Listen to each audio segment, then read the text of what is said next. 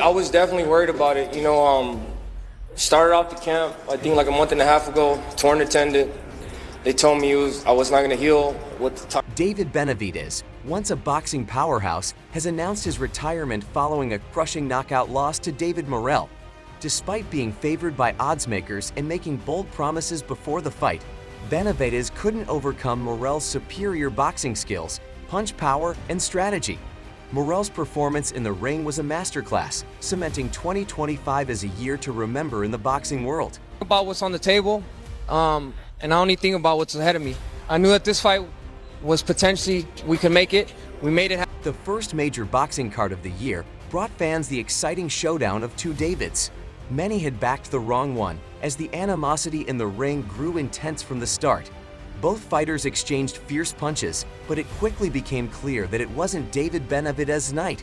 Nothing seemed to work for him, and he ultimately lost the fight. Afterward, Benavidez made the decision to announce his retirement at the press conference, ending his career with 29 fights, 28 wins, 1 loss, and 24 knockouts. If you wanted to fight me and told me to go down to 168, I don't care about that money, I don't care about none of that. I was at 168 for a while. Many disagree with Benavidez's decision to retire, believing he still has a promising future, with potential matchups against the winner of the light heavyweight title fight between Dmitry Bivol and Artur Beterbiev, or even a showdown with his rival Canelo Alvarez. However, Benavidez has made it clear that he's walking away from the sport. He said, "I told myself that if I don't win this, I'll stop. I've had my moments, enjoyed the journey, but it's time." I needed at least 3 months. I said, I don't care. I'm going to keep fighting. I'm going to keep training. Then I hurt this hand. And they tell me, oh, well, you got to take a break for that. David Benavidez's boxing peer, Gervonta Tank Davis, recently made similar comments about his future, stating that he would walk away from the sport by the end of 2025, not motivated by losses. Meanwhile, Jose Benavidez Sr., father and trainer of David Benavidez, believes David Morrell is already feeling the pressure before their fight. At Thursday's final press conference in Las Vegas, tensions reached a boiling point, with both unbeaten fighters and their teams exchanging heated words ahead of their highly anticipated light heavyweight showdown. Yeah, we trained super hard for this fight. And every fight, we have to look impressive in order to keep getting better and better and better. I think David has a lot to prove. David Benavidez's boxing peer, Gervonta Tank Davis, recently made similar comments about his future, stating that he would walk away from the sport by the end of 2025, not motivated by losses. Meanwhile, Jose Benavidez Sr., father and trainer of David Benavidez, believes David Morrell is already feeling the pressure before their fight. At Thursday's final press conference in Las Vegas, tensions reached a boiling point, with both unbeaten fighters and their teams exchanging heated words ahead of their highly anticipated light heavyweight showdown. Only 27 years old, and we just gotta keep winning impressively, in order to keep fighting the best at 175 and 168.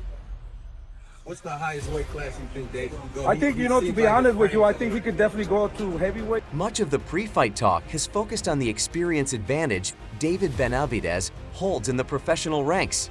While Morrell boasts a strong amateur pedigree, he has only fought past 4 rounds on 4 occasions, all at a much lower level than the stakes he faces this weekend. Benavidez, on the other hand, has boxed nearly 3 times as many rounds since debuting at just 16 in 2013.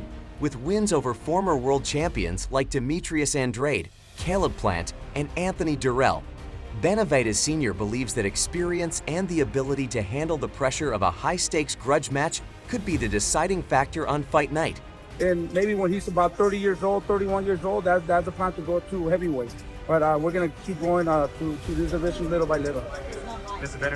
I think he's nervous. Their whole team is nervous, said Benavidez Sr. We're not nervous, we're motivated. David's been in this position before, like with Caleb Plant, one of the biggest rivalries for years. He did well, and that's what drives him. He had to grind, and now we're here. We're not going to let this guy take everything we've worked for. David will stick to the game plan and keep winning. When asked for a final fight night prediction, Benavidez Sr. promised a painful night for Morrell, saying, once Morrell feels David's power, he'll try to box.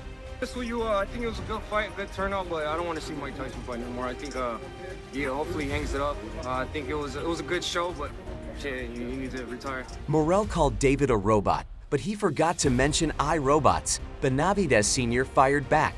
Morrell's going to feel David's power, uppercuts, hooks, body shots everywhere. I'm glad he's underestimating David. His team should be telling him to take this seriously because David's a damn good fighter. But no, they're calling him flat-footed, slow, and a bad fighter. Morrell had been trying to bully Benavidez even before the fight, and many believe this is what pushed him out of retirement. There's no love lost between the two light heavyweight rivals, who clashed just before their big bout on February 1st at the T-Mobile Arena in Las Vegas, one of the most anticipated cards of 2025.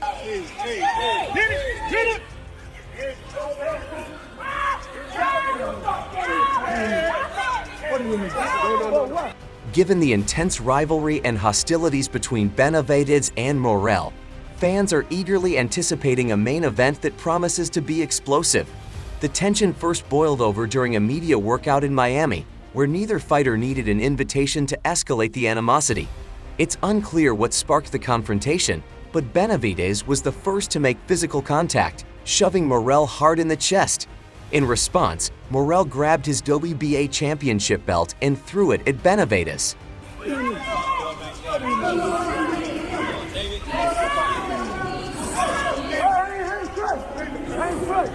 After the incident, Benavidez spoke to reporters, saying, "I tried to shake his hand, be cool. Last time we had some trash talk, but then we shook hands, so I expected the same this time. It's my birthday today, so I didn't want to get too aggressive. No cake. I tried to be respectful, but he kept running his mouth. I won't let anyone disrespect me like that. I don't know who he thinks he is, acting like the hardest person on the planet, but I'm going to beat the hell out of him." His retirement, Benavidez has no choice but to forego the potential Canelo fight, as he previously stated he would. Meanwhile, Canelo hasn't completely ruled out facing Benavidez, but he's made it clear that the financial incentives would need to be significant for him to risk his belts and legacy against such a fierce rival. I don't need anybody here, bro. Only you and me. Only you and me. Only you and me. Only you and me. That's it. Canelo has stated that if he beats someone like Crawford, who's 36 and smaller, critics would argue it doesn't add much to his legacy. On the other hand, if he loses, he'd be defeated by a smaller man, making the risk seem not worth it. Benavidez, being a larger opponent than Canelo, 6 feet versus 5'9", could be a reason Canelo would want $200 million for a fight against him. As a result, Benavidez decided to step away from waiting for a Canelo matchup, announcing months ago that he would surrender his mandatory super middleweight status with the WBC to Canelo, while maintaining his light heavyweight title mandatory status. Anymore. But you know, like he say, you know, when they ask him for the Germonta fight, they don't want to get. The title fight guarantee is something Canelo couldn't offer Benavidez, despite being Mexico's undisputed super middleweight champion.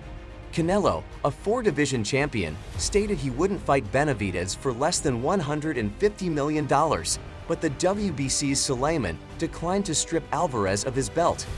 Benavidez, however, decided he didn't want to waste any more time waiting for Canelo.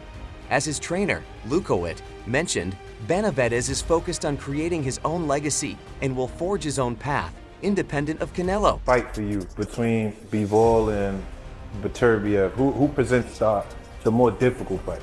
I think probably. While many believe the Mexican monster had a bright career ahead, it's bittersweet to realize that his last victory came against Alexander Gvozdyk.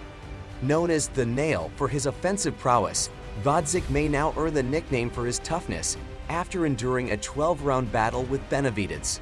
The 37-year-old soaked up everything Benavidez threw at him, giving the super middleweight a tough introduction as he moved up to 175 albs in search of new challenges.